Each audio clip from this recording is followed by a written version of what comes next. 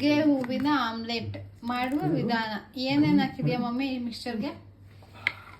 ಈರುಳ್ಳಿ, ಹಸಿಮೆಣಸಿನ್ಕಾಯಿ, ನುಗ್ಗೆ ಹೂವು,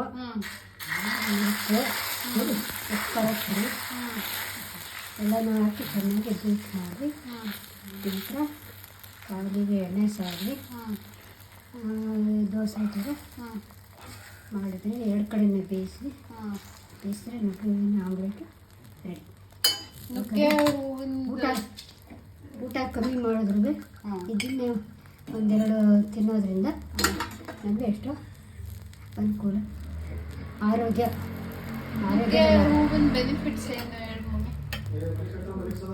ನುಗ್ಗೆ ಹೂವಿಂದ ದೇಹಕ್ಕೆ ಸಾಕಷ್ಟು ಕಬ್ಬಿಣಾಂಶ ಬರುತ್ತೆ ಮತ್ತು ರಕ್ತಹೀನತೆ ಇರೋರಿಗೆ ಇದನ್ನು ಒಂದು ಎರಡಾದರೂ ವಾರದಲ್ಲಿ 1-2 ದಿನ ಒಂದು 2 ತಿಂದರೆ ದೇಹಕ್ಕೆ ಕಬ್ಬಿಣಾಂಶ ಬರುತ್ತೆ.